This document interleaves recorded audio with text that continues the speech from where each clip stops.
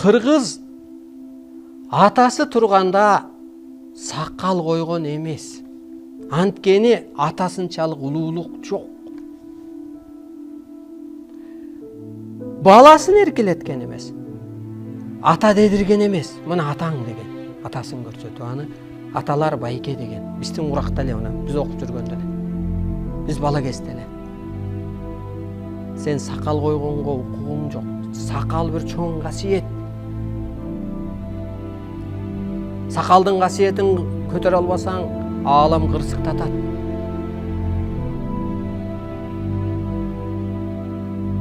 Ал сакалыңды. Аксакал деген деңгээлге жеткенде дейт. Ошол адам барып улуулардан уруксат сурачу дейт. Айылдын бурунумбу?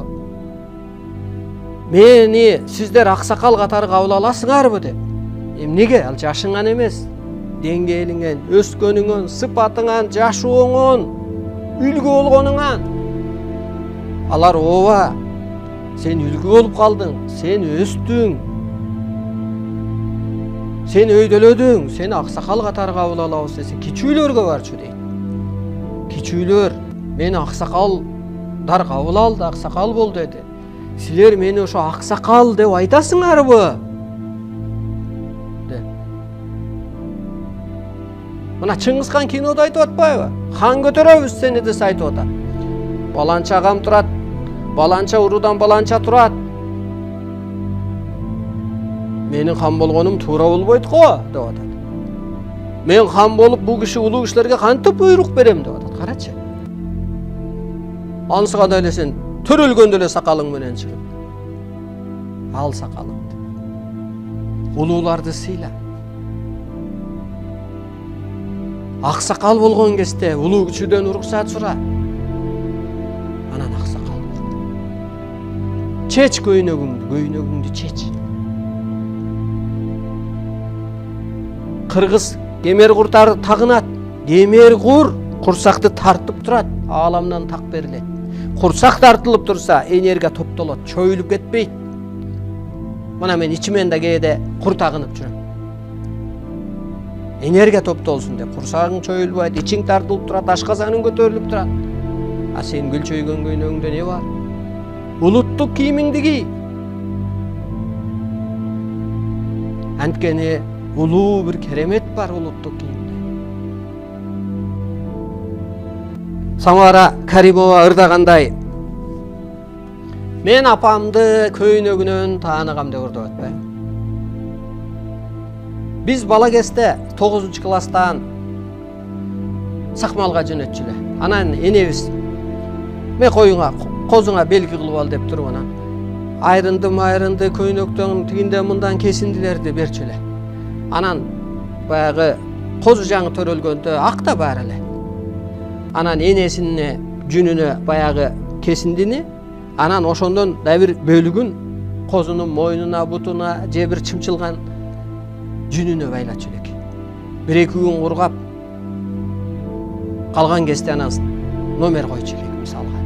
Анысы кандай мына. Ошондо косуну таанып келип берчүбүз. 30 косу алсак дагы бир түндө. 30 чүпүрөгүбүз бар. 30 бөлөк. Ошол туура айтып атат, ошол ырда. Мен апамды көйнөгүнөн тааныгам дейт. Бала да аркасынан барып кармап эл менен ээрчип барат.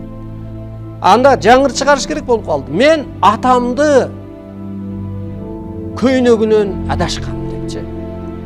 Кара эле бир көйнөк кийип алып, мына. Энем ошондо сакмалга баратканда, кара эле бир чүпүрөк бөлүп койсо, бирөөнө байларсың. А экинчи, үчүнчү, төртүнчү, бешинчисинен адашасың да.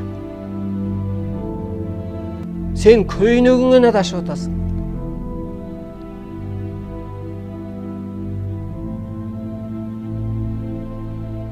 Намыс барбы? Мына посудомойкага барасыңбы, повар болосуңбу, фартук аласың. Операцияга киресиңби, башына чепчик кийет, чач түшпөсүн деп мисалга. Анысы кандай бир көйнөктүн да бир назначениясы болуш керек. Уяттай эле. Силерге караганда ошо кемпир түсү, гүлү, өңү өзүнө жараша турган көйнөк кийет. Kel kırgızga jaraşa turgan kiyim giyç.